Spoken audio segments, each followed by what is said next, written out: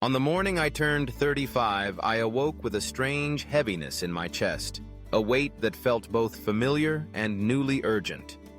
For years, I had followed the same routine, moving from one responsibility to the next: work, family, bills, and the endless lists of tasks that seemed to multiply as soon as I checked something off.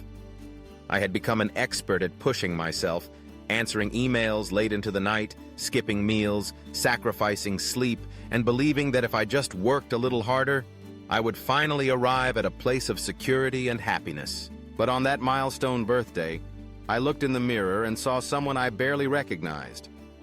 My health had started to slip, a persistent fatigue, aches I couldn't explain, and a mind clouded by anxiety and stress. I realized I was living in a constant state of tension, always waiting for the next deadline, the next bill, the next obligation. My spirit felt unstable, and I had almost forgotten what genuine joy looked like. Time for my family and children had become a luxury I couldn't afford. The irony was bitter. Despite working harder than ever, my financial situation was more precarious than before. The debts loomed: bank loans, mortgage payments, car installments, reminders of a life built on the promise that more work would bring more security.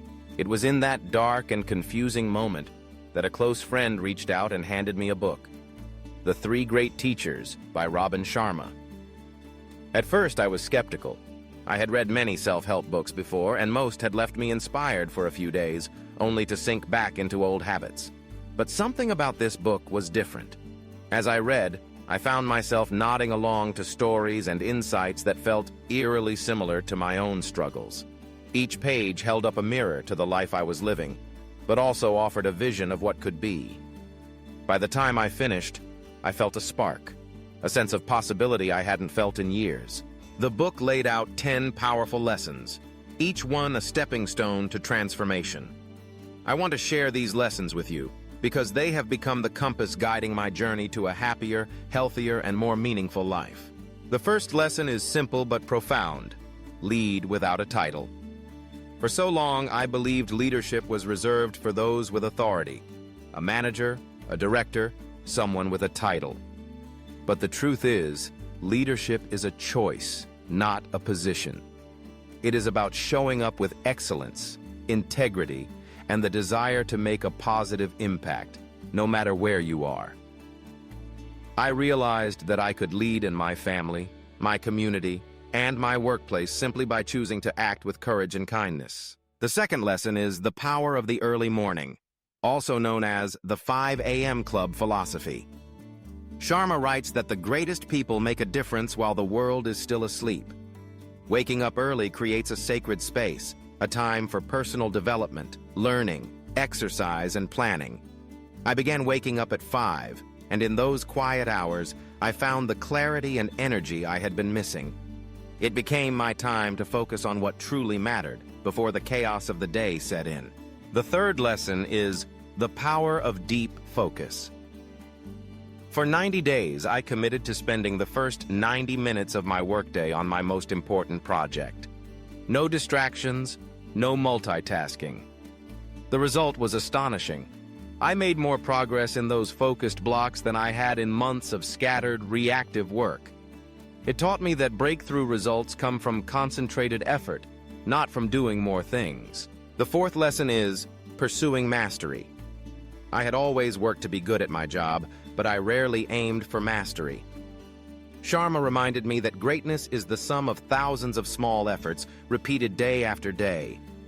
By committing to small, continuous improvements, a principle known as Kaizen, I began to see real growth. It was no longer about being perfect, but about getting better, bit by bit. The fifth lesson is invest in your circle. I started to pay attention to the people I spent the most time with. Sharma's advice is clear. You are the average of the 5 people closest to you. Surrounding myself with positive, inspiring, and visionary individuals elevated my own mindset. I learned to nurture relationships that lifted me up, and to gently step away from those that drained my energy. The sixth lesson is the need for isolation. In a world that celebrates busyness, I had forgotten the value of solitude. Creativity and breakthrough ideas don't come when we are overwhelmed and distracted. By setting aside intentional time for isolation, whether it was a walk in the park, meditation, or simply sitting in silence, I began to hear my own inner voice again. It was in those quiet moments that I found answers I had been searching for. The seventh lesson is the law of contribution.